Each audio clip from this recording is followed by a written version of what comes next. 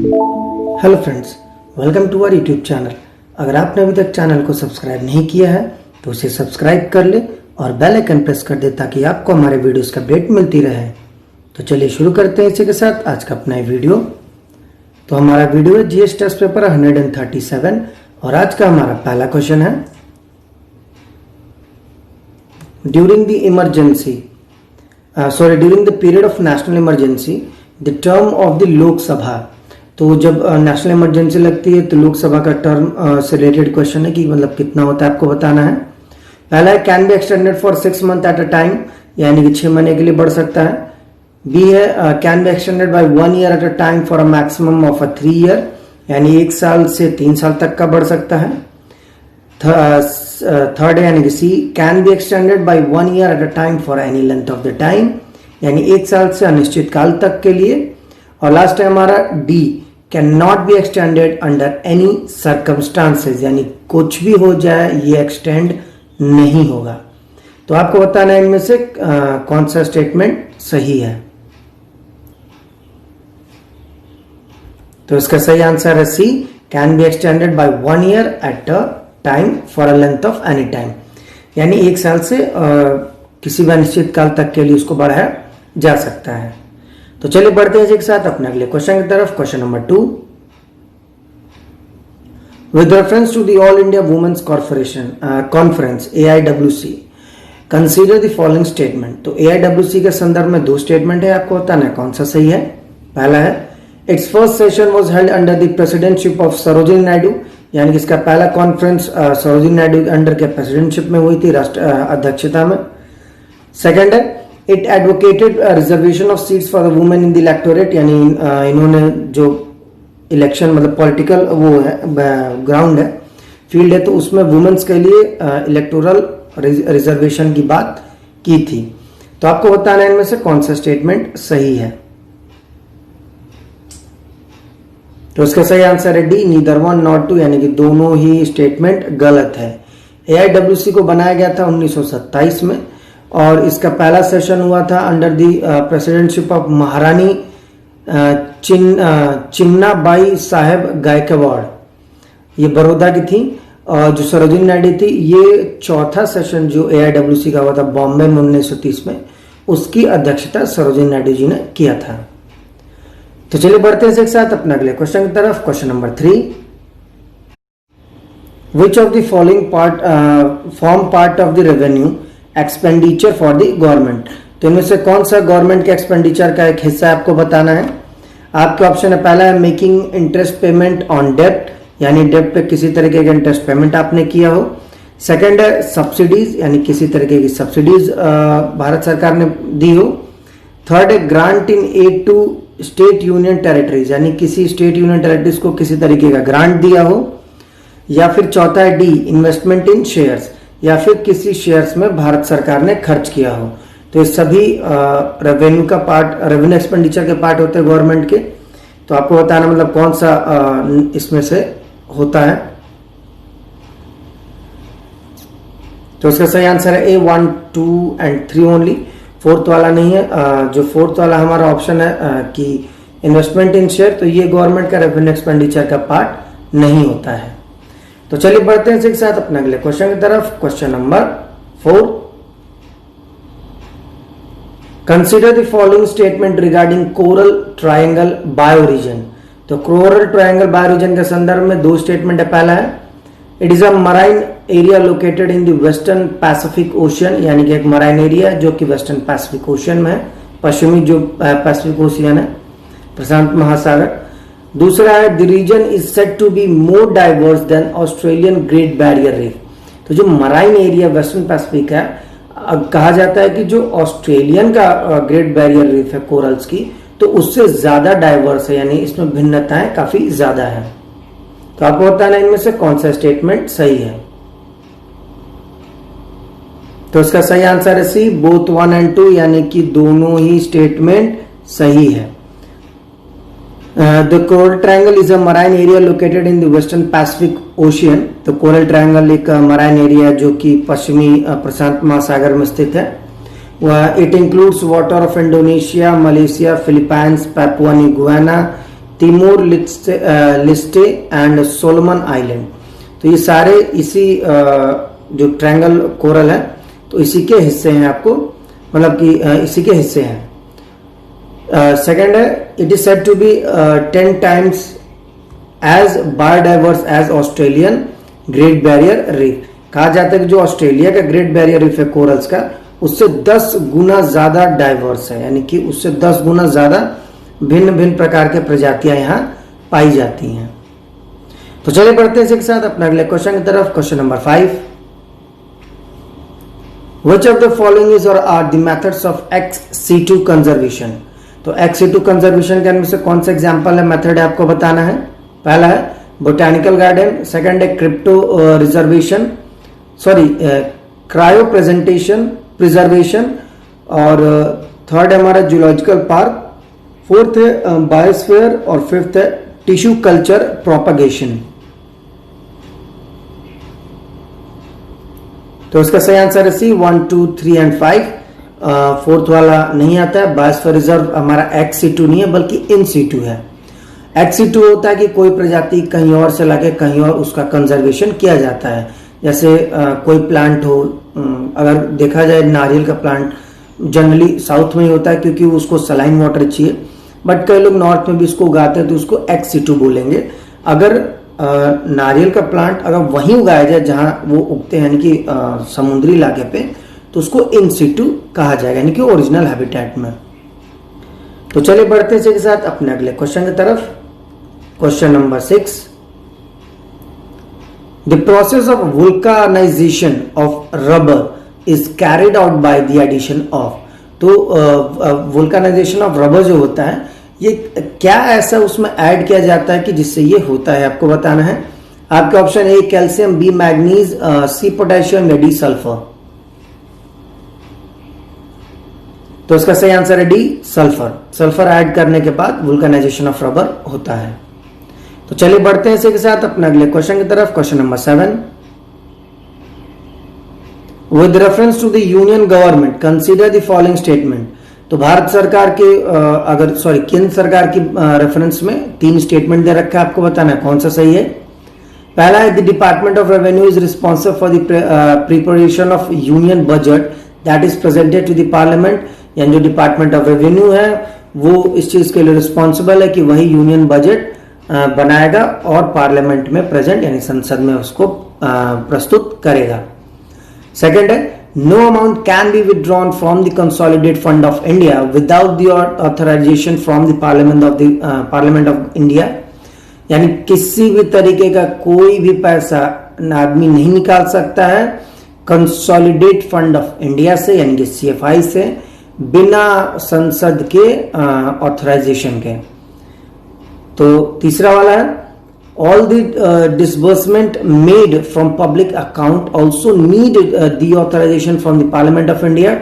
यानी जिस तरीके के कंसोलिडेट फंड ऑफ इंडिया का होता है उसी तरह अगर कोई पब्लिक अकाउंट का हो तो उसको डिसबर्समेंट यानी उसको देने के लिए आपको पार्लियामेंट के ऑथराइजेशन की जरूरत पड़ती है। तो आपको बताना है इनमें से कौन सा स्टेटमेंट सही है। तो इसका सही आंसर है सी, 2 ओनली, सिर्फ सेकंड वाला सही है, पहला और तीसरा गलत है। जो डिपार्टमेंट ऑफ इकोनॉमिक अफेयर्स है वो यूनियन बजट बनाता है, प्रेजेंट करता है। वहीं जो पब्लिक अकाउंट की बात करते हैं तो ये एक ऐसा अकाउंट है जिसको एग्जीक्यूटिव एक्शन द्वारा ऑपरेट किया जाता है। एग्जीक्यूटिव एक्शन मतलब इसमें प्रधानमंत्री, राष्ट्रपति, काउंसिल मिनिस्टर्स आते हैं तो उसको एग्जीक्यूटिव बोलते हैं। ये एग्जीक्यूटिव बॉडी है तो इनके द्वारा इस अकाउंट का इस्तेमाल किया जाता है। पब्लिक अकाउंट में प्रोविडेंट फंड आता है, जुडिशियल डिपॉजिट आती है, यानी किसी प्रकार का अगर जुडिशरी डिपॉजिट जैसे फीस वगैरह हुआ किसी तरीके के आपने कोई केस से रिलेटेड पे किया हो तो वो, saving banking deposits, departmental deposit, रेमिटांसेस and so on. तो इन सभी तरीके के पैसे पब्लिक अकाउंट में जमा होते हैं और इसका इस्तेमाल एग्जीक्यूटिव एक्शन द्वारा किया जाता है। तो चलिए इसी के साथ बढ़ते हैं अपने अगले क्वेश्चन की तरफ। Question number 8, consider the following statements regarding Tolstoy Farm. तो टॉल्स्टॉय फार्म के संदर्भ में 3 स्टेटमेंट है, आपको बताना है कौन सा सही है। पहला है it was setup by the Gandhi in south Africa, यानी इसको गांधी द्वारा साउथ अफ्रीका में बनाया गया था। सेकेंड है, it purpose was to give shelter to the families of satyagrahi, यानी इसका मुख्य उद्देश्य यही था कि जो सत्याग्रही थे वहां के अफ्रीका के, तो उनको एक तरीके की छत देना। थर्ड है, it was founded by the member of both the Congress and Muslim league, यानी टॉल्स्टॉय फार्म में पैसा कांग्रेस और मुस्लिम लीग दोनों ही देते थे। तो आप बताना इनमें से कौन सा स्टेटमेंट टॉल्स्टॉय फार्म के संदर्भ में सही है। तो उसका सही आंसर है सी, 1, 2 एंड 3, यानी कि तीनों ही सही है। तो चलिए बढ़ते हैं इसी के साथ अपने अगले क्वेश्चन की तरफ। Question number 9, joint sitting is provided by the constitution to resolve a deadlock between the two houses of the parliament over the passage of a bill. Which of the following categories of the bill can joint sitting be convened for? तो जो दोनों सदनों की बैठक होती है किसी भी संवैधानिक मुद्दे को सॉल्व करने के लिए, किसी बिल वगैरह के लिए होती है, तो आपको होता है ना किस तरीके के बिल के लिए दोनों ही जो संसद के मतलब हाउस है, लोअर हाउस और अपर हाउस, उनकी एक सामूहिक बैठक किन किन मुद्दों के लिए होती है आपको बताना है। आपके ऑप्शन है, पहला है ऑर्डिनरी बिल, सेकंड है कॉन्स्टिट्यूशनल अमेंडमेंट बिल और थर्ड है हमारा मनी बिल। तो इसका सही आंसर है ए, 1 ओनली, से पहला वाला सही है। Deadlock is deemed to have taken place under any one of the following 3 situation after the bill has been passed by both the house transmitted to the other house. तो सिर्फ 3 ही situation में ये joint sitting होता है। पहला है अगर कोई बिल रिजेक्ट किया गया हो दूसरे हाउस द्वारा। दूसरा है if the house have finally disagree as the amendments to the made to the bill, यानी किसी तरीके के अमेंडमेंट हुआ उसके लिए उससे कोई भी सदन एकदम सहमत नहीं है। थर्ड है हमारा if more than 6 months have elapsed from the date of the receipt of the bill by the other house without the bill being passed by it, यानी 6 महीने के लिए कोई बिल पेंडिंग रही हो, दोनों हाउस किसी भी सदनों द्वारा उसको पारित नहीं किया गया हो, तो उस समय भी इस बिल को ज्वाइंट सिटिंग की जरूरत पड़ती है। और बाकी जो कॉन्स्टिट्यूशन अमेंडमेंट बिल है इसमें ज्वाइंट सिटिंग नहीं हो सकती है, ये सिर्फ और सिर्फ लोकसभा ही इस पे कानून बना सकता है। सिर्फ और सिर्फ नहीं, मतलब दोनों बना सकते हैं, लेकिन इसके लिए किसी तरीके की जॉइंट सिटिंग नहीं की जाती है। मनी बिल जैसे आप सबको पता है कि लोकसभा में पास होता है, राज्यसभा से इसका कोई लेना देना नहीं, सिर्फ डिस्कशन होता है, लोग अपने अपने सजेशंस देते हैं, लेकिन इसमें किसी तरीके का राज्यसभा का अधिकार मनी बिल पे नहीं है।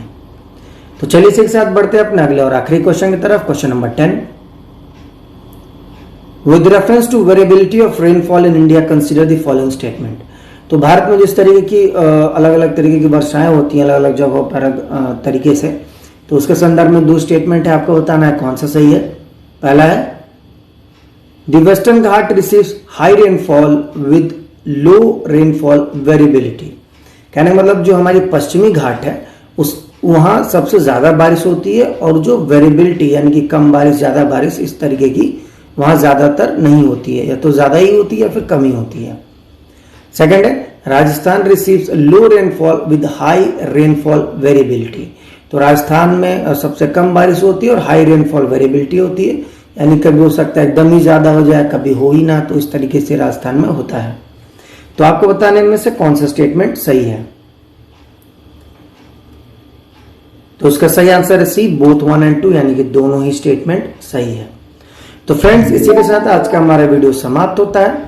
जाने से पहले हम आपको जो हमारा लास्ट वीडियो था इन जीएस टेस्ट पेपर 136, तो जो उसका हमारा क्वेश्चन ऑफ द डे था उसका आपको आंसर बता देते हैं। तो हमारा क्वेश्चन ऑफ द डे था, during the period of national emergency the term of the Lok Sabha, तो नेशनल इमरजेंसी के संदर्भ में लोकसभा का टर्म कैसा होता है आपको बताना था। तो इसका सही आंसर है सी, प्रोविजन